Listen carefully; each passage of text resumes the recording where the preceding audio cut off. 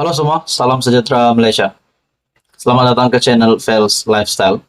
Tuan-tuan dan puan, setelah kita dikejutkan dengan banyak isu, terutamanya isu rasuah, penyelewengan dana, pengubahan wang haram, dan sebagainya. Saudara-saudara, tuan-tuan dan puan, berkaitan dengan REE ataupun isu REE, pencurian nadir bumi, yang menyebut nama Menteri Besar Kedah, Muhammad Sanusi, yang terlibat di dalam isu ini. Saudara-saudara, terdapat satu lagi nama bos besar PAS. Bagi saya ini adalah bos besar PAS ataupun salah satu pemimpin besar PAS, yaitu Taqiyuddin, yang tiba-tiba pula dalam senarai. Dalam artikel daripada sinarharian.com, isu REE, SPRM disaran tanya Taqiyuddin. Ini adalah kenyataan daripada Mahadzir. Sebuah artikel, Suruhanjaya Pencegahan Rasuah Malaysia, SPRM, disaran untuk mendapatkan keterangan bekas Menteri Tenaga dan Sumber Asli, Datuk Seri Taqiyuddin Hassan, berhubung kes kecurian unsur nadir bumi ataupun REE di Bukit Enggang Sik. Pengerusi Yayasan Jariah Malaysia, Mahadzir Abdul Hamid, berkata, ini kerana beliau merupakan menteri yang bertanggungjawab dalam isu mineral ketika itu, selain aktiviti berkenaan dipercayai berlaku dalam tempoh tersebut. Menurutnya, ia juga selari dengan pengumuman Menteri Besar Kedah, Datuk Seri Muhammad Sanusi, yang mengumumkan penemuan mineral itu dan berhasrat untuk meneroka REE. Ketika itu, Ogos 2021 hingga Oktober 2022, bekas Menteri PAS Taqiyuddin dan Sanusi sudah tentu berhubung untuk tujuan meneroka REE sebelum peralihan kerajaan. Nah, pendedahan dari Mahadzir ini, adakah dengan ini Taqiyuddin pun terlibat? Namun, kenapa baru hari ini nama beliau timbul? Di mana ini pun dinyatakan oleh Mahadzir. Saudara-saudara, kalau benar kepimpinan PAS dapat dibuktikan bersalah, kalau benar sahaja kepimpinan PAS dapat dibuktikan bersalah, adakah ini akan memberikan impak yang buruk di samping pilihan raya negeri yang bakal diadakan pada 12 Ogos?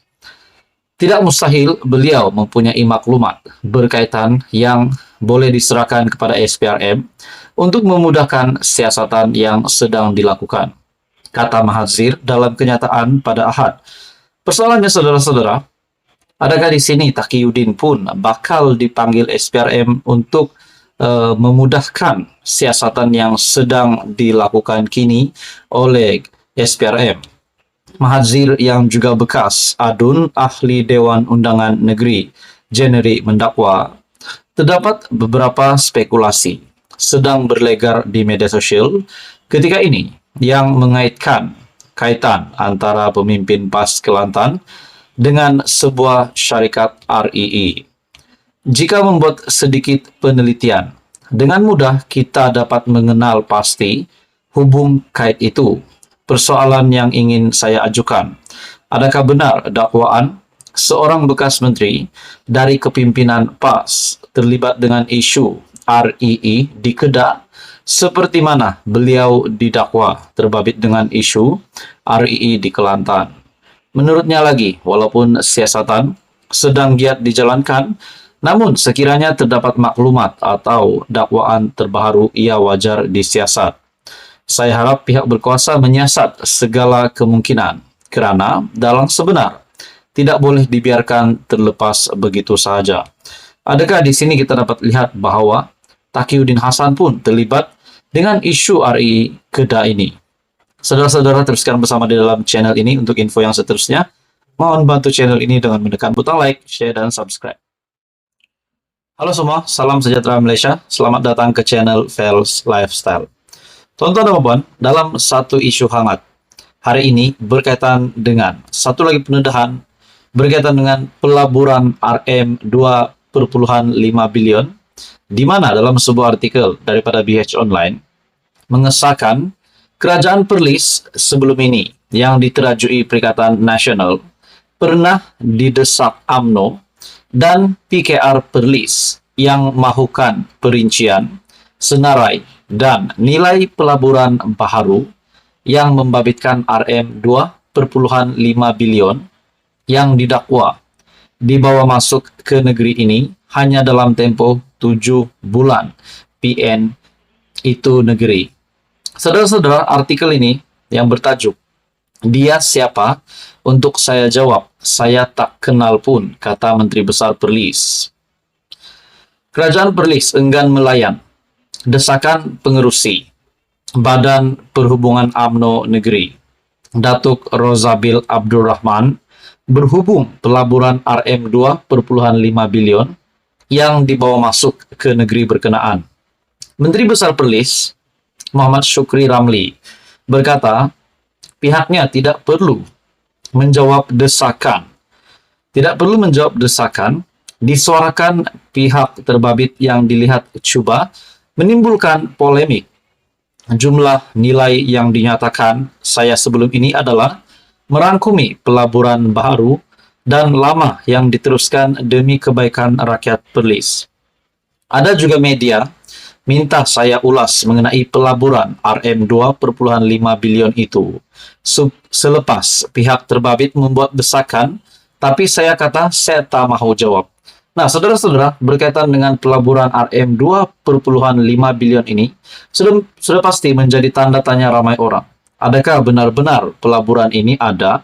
Dan kalau ada, pelaburan itu sudah dilaburkan di mana? Nah, itu menjadi persoalan.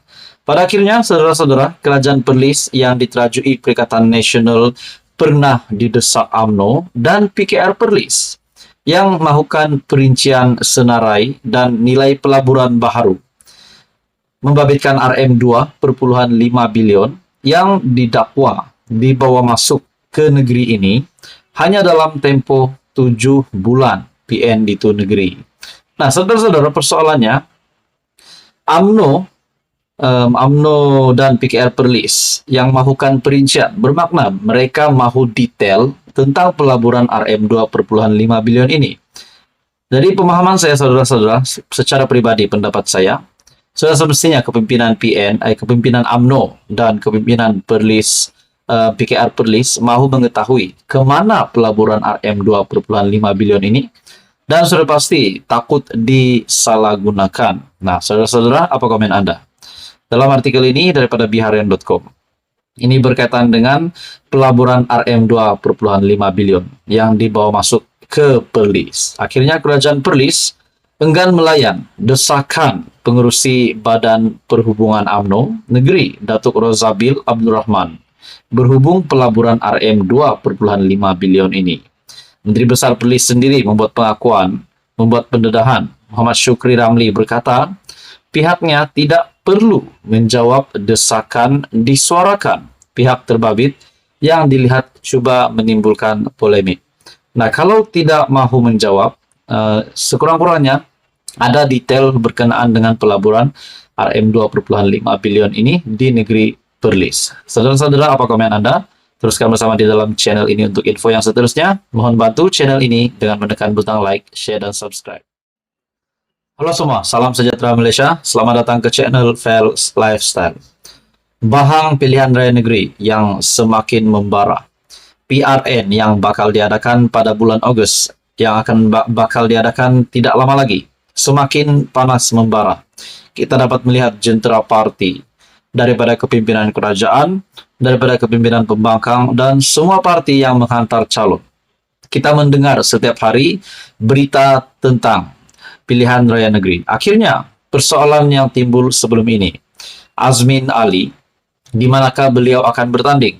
Akhirnya sudah terjawab selepas pencalonan pada 29 Julai, di mana kerusi Dewan Undangan Negeri DUN Hulu Kelang yang akan menyaksikan pertandingan 1 lawan 1 di antara Datuk Seri Muhammad Azmin Ali yang mewakili Perikatan Nasional. Dan yang menariknya, saudara-saudara, lawan bagi Azmin Ali di DUN Hulu Kelang ini adalah bekas anak didiknya sendiri, yaitu Juwairia Zulkifli dari Pakatan Harapan. Nah, saudara-saudara, bagi saya ini salah satu kerusi yang panas, di mana Azmin Ali yang memang salah satu pemimpin terkenal di Malaysia akhirnya akan bertanding di Hulu Kelang. Dan yang menariknya, beliau akan berlawan dengan bekas anak didiknya sendiri, yaitu Juwairia Zulkifli dari Pakatan Harapan. Pengesahan pencalonan kedua-duanya diumumkan pegawai pengurus pilihan raya DUN itu, Khairul Aizawati Khalid di Dewan Mutiara Bestari. Muhammad Azmin menyerahkan borang pencalonan pada jam 9.03 pagi, manakala Juwairia pada 9.15 pagi. Artikel ini pada 29 Julai. Terdahulu, Azmin yang juga pengurusi Perikatan Nasional. Azmin yaitu pengurus CPN Selangor antara yang awal tiba di pusat pencalonan. Kumpulan penyokong Muhammad Azmin diketuai pengurus CPN Tan Sri Muhyiddin Yassin dan ahli Parlimen Arau Datuk Seri Syahidan Kasim bersama sekitar 500 penyokong. Sementara itu, Juwairia yang juga timbalan Ketua Wanita PKR diiringi sekumpulan penyokong diketuai Perdana Menteri Datuk Seri Anwar Ibrahim ke pusat pencalonan. Turut dilihat Naib Presiden UMNO Datuk Seri Johari Abdul Ghani, Ketua Menteri Sabah Datuk Seri Haji Jinor, bekas Menteri Luar Datuk Seri Anifah Aman, bekas Menteri Pendidikan Dr. Mazli Maklik, dan pemimpin MCA Dr. Mah Hang Sun. Nah, saudara-saudara, adakah Azmin Ali di sini bakal menang di DUN Hulu Kelang? Menurut Anda, apa komen Anda? Teruskan bersama di dalam channel ini. Untuk info yang seterusnya, mohon bantu channel ini menekan butang like, share, dan subscribe.